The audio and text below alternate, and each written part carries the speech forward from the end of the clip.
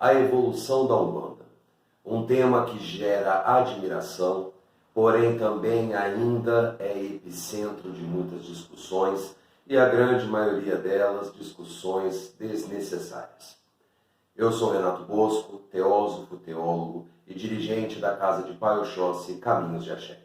Vamos lá. Olá meu irmão, olá minha irmã, sejam todos muito bem-vindos e que a luz de Oxalá abençoe a todos. Antes de começarmos, peço que se inscrevam no canal e ativem o sininho de notificação para serem sempre atualizados quando vier um vídeo novo. Os nossos vídeos saem sempre às terças e às quintas-feiras, entre 8 e 9 horas da noite. Nós já fizemos um vídeo aqui há pouco tempo falando sobre cada casa é um caso, falando das diversas formas que os terreiros têm de tocar as suas umbandas, e isso é uma chave para esclarecimento, porém, contudo, ainda temos uma minoria, ou pelo menos esperamos, né, mesmo que seja uma minoria, que não consegue processar o conceito de que a Umbanda, assim como toda religião, ela tende a evoluir, crescer e se multiplicar no decorrer da sua história. E esse vídeo é para que nós possamos levantar um esclarecimento acerca disso. Voltando em 1908, quando Zélio Fernandino de Moraes e o Caboclo das Sete Encruzilhadas nos trouxe a religião de Umbanda, que era uma Umbanda simples, uma Umbanda que estava ainda em construção, uma Umbanda que tinha poucos fundamentos, poucas linhas espirituais, linhas de trabalho, entenda-se. Era uma religião ainda muito simples e que poderia ajudar as pessoas. E partindo desse prisma, nós temos dois lados. Nós temos o lado que defende que a Umbanda, ela cresce, ela se desenvolve como todas as religiões no decorrer da sua história, mas nós temos também um outro lado que já defende que a evolução não é algo necessário ou até mesmo inevitável. São as pessoas mais tradicionalistas, as pessoas mais vanguardistas, que se embasam naquele contexto de 1908, no caso, para poder justificar que aquela era a Umbanda certa, que aquela era a Umbanda que deveria ser até os dias atuais. E é aí que reside o ledo engano, meus irmãos e minhas irmãs, porque não haveria de ser diferente que a Umbanda não evoluísse. É lógico que ela iria evoluir. E a religião muitas vezes é confundida com essas pessoas mais tradicionalistas, mais fundamentalistas, que falam que a evolução ela vem do homem. E de fato, pessoas vão entrando e vão trazendo fundamentos com suas espiritualidades, com seus conhecimentos adquiridos através de estudos, de vivências de outras religiões e uma série de fatores que nós já falamos largamente aqui no nosso canal. Porém, uma coisa que se esquece de se dar uma atenção especial é para o fato de que a evolução das religiões ela não acontece única e somente por uma ação humana. Ela vai acontecer também, principalmente no caso da Umbanda, por inspiração divina. E qual que seria uma prova, uma evidência cabal de que isso acontece com todas as religiões, essa inspiração divina? Vejam bem, vamos falar um pouco de Bíblia. A Bíblia Sagrada, como todos já sabem, é a palavra de Deus, é aquela que foi escrita pelos apóstolos, pelos profetas das épocas, entre outras coisas, que lá se estabelece uma norma social, uma norma antropológica, uma norma de vida, uma série de regras para o convívio em sociedade, atrelado com a aliança perpétua com Deus. E lógico, lá também tem as fórmulas para ser um bom cristão, para ser uma pessoa iluminada, uma pessoa sempre guardada pelo Espírito Santo, para ter uma vida de bem, uma vida de caridade, uma vida de cristandade, e por aí vai. A Bíblia, se ela é a palavra de Deus, ela deveria ter uma intervenção do próprio Deus na escrita. É aí que está uma das provas. Vejam bem, os apóstolos, os profetas, eles eram chamados também de agiógrafos. E são aquelas pessoas que escreveram os escritos sagrados com uma inspiração maior que nós podemos entender por Espírito Santo. E veja bem, nesse contexto de Bíblia católica, a Bíblia ela é uma. Hoje, veja como são os cristãos, como são os católicos, os evangélicos, os reformados, cada qual com sua doutrina, cada qual com sua história, cada qual com suas práticas ritualísticas, suas práticas litúrgicas, sua interpretação dos evangelhos e de toda a Sagrada Escritura. Agora me digam, o cristianismo, sendo uma religião muito mais velha, apesar que, dentre outras, é nova, mas não vem ao caso. Ela sendo uma religião muito mais velha, vejo tanto que o próprio cristianismo cresceu e se desmembrou. Por que seria diferente, por exemplo, com a doutrina espírita de Allan Kardec? A própria Umbanda já é uma separação, não uma separação, mas talvez uma encruzilhadinha extra no espiritismo. Haja vista que a Umbanda, lá no começo, em 1908, era o espiritismo de Umbanda. Zélio de Moraes trouxe o Caboclo das Sete Encruzilhadas numa mesa espírita, numa mesa branca, que recebia esse nome por conta de uma toalha branca que a cobria. Então seria diferente com o espiritismo e com a Umbanda, o que aconteceu não somente na religião católica, foi apenas um exemplo, mas também no Islã, que tem as suas vertentes, ou então no judaísmo, que também tem as suas vertentes, seria diferente de outras religiões?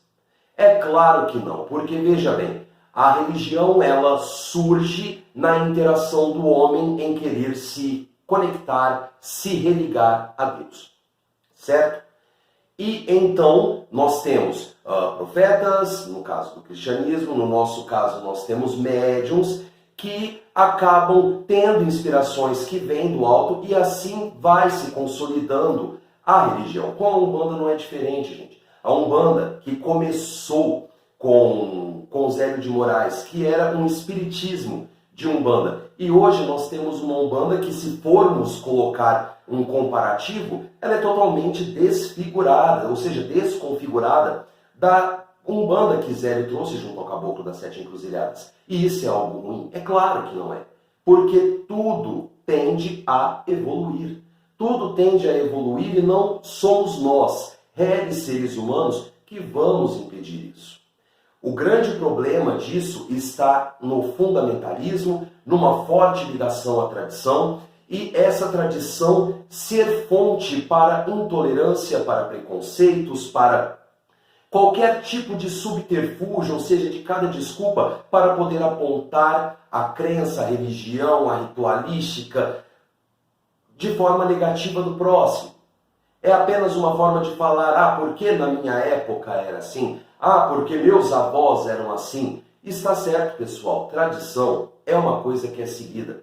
A nossa Umbanda, a nossa religião de Umbanda, ela tem suas tradições. Dentre elas, o princípio da caridade, que na maior parte dos terreiros, graças a Deus, isso não mudou ainda. Isso não mudou. E lógico, rezamos para que nunca mude. Mas não pode ser desculpa o tradicionalismo, falar que naquela época era bom, que naquela época era isso e aquilo, porque se nós formos analisar bem, a pessoa que, ou então o grupo, na verdade, que é muito enraizado em fundamentalismo, o fundamentalismo é uma doutrina que ela começou no cristianismo reformado, ou seja, nas primeiras vertentes das religiões evangélicas, que prega a Bíblia como a única verdade absoluta, a crença pessoal como a única verdade absoluta, e sendo dessa forma, tudo que fosse contra isso seria obra do diabo para dissuadir cristãos. Tá? Pronto, podemos continuar. Tradição, fundamentalismo, a pessoa que tem esse olhar, ela mal se dá conta que hoje ela pratica sua ritualística, sua liturgia, professa a sua fé na Umbanda, já se sujeitando às mudanças que a própria religião estipula. Ora, vamos lá. Se na Umbanda de Zélio de Moraes nós tínhamos as almas dos caboclos, dos pretos velhos e dos herês. Hoje você vê a maior parte dos terreiros de Umbanda que trabalha com Exu, pombagira, malandro, marinheiro, pirata, boiadeiro, cigano e uma infinidade de outras. Não tem uma errada, não tem uma certa. A casa que trabalha com o preto velho, caboclo e herê, tem o mesmo efeito que a casa que trabalha com todas as linhas de trabalho. A casa de Umbanda que tem a sua ligação maior com o cristianismo tem a mesma eficácia do que aquela que é professada somente com os orixás. A mesma casa de Umbanda que não trabalha, por exemplo, com a linha dos malandros, tem a mesma credibilidade, tem a mesma benevolência daquela que trabalha. Nós, no nosso meio, assim como todas as religiões, nós temos o péssimo hábito de rotular doutrinas pegando a nossa como uma verdade. E eu já falei em outros vídeos, e não é somente eu que falo, isso aí é a própria filosofia que fala. A verdade não é absoluta, não existe uma verdade única. Se existe uma verdade única, essa é Deus. Deus, em sua infinita sabedoria e bondade, designou nós, seres humanos, para essa terra e ainda nos permitiu meios, milhares de meios, dezenas de milhares, talvez, de meios, de nos conectarmos a Ele através das religiões que nós, seres humanos, somos inspirados através da espiritualidade, através de Deus. E, no nosso caso, nós acabamos brigando por doutrinas. Ah, a doutrina do fulano é essa, é aquela. Isso já foi falado num vídeo anterior. Vou deixar o card aqui em cima para que vocês possam assistir depois desse vídeo. Não existe casa certa, não existe casa errada. Existe a casa que melhor lhe inspira a fé. Existe fundamento que lhe inspira melhor a fé. Existe uma espiritualidade que lhe inspire mais segurança e que te dê mais ferramentas para você extrair a sua melhor versão. Nós temos que parar, em definitivo, de julgar doutrinas. Falar, ah, essa é certa, essa é errada. Não existe certa, não existe errada. Quem somos nós? Nem mesmo o mais elevado dos pais de santo, dos dirigentes, dos babalorixás, tem esse direito de falar que a doutrina de fulano é errada, que a doutrina de ciclano está incompleta, que a doutrina de tal não é compatível com a Umbanda. Se formos analisar bem, dificilmente encontraremos hoje uma tenda, uma casa de Umbanda que trabalhe da mesma forma que Zélio de Moraes. Porque Zélio e o caboclo das 7 encruzilhadas foram os responsáveis para nos trazer a religião. E o crescimento da religião vem com seus adeptos, vem com aqueles que conseguem, não, né? Que são chamados ao sacerdócio, aqueles que têm uma condição, principalmente mental, de poder lidar com as responsabilidades de um terreiro, lidar com as responsabilidades de coroas mediúnicas e por aí vai. E cada um deles já teve uma herança religiosa. E lógico que isso vai ser um construto. Até a própria Igreja Católica, até o próprio cristianismo é um construto de crenças que datam até muito antes do fundamento do cristianismo. Esse vídeo é um desabafo para que nós paremos de falar, ah, assim é o certo, ah, assim é o correto, ah, um bandista para ser um bandista, ou melhor, sacerdote de Umbanda para ser sacerdote de Umbanda tem que ter cabeça raspada. Ah, porque um umbandista que não é candomblessista, por exemplo, ele não está preparado. Não é assim, gente. Não é desse jeito.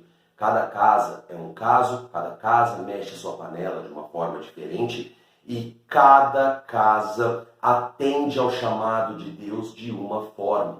E é daí mesmo que surgem os N fundamentos, as N doutrinas, as N interpretações. Por que disso?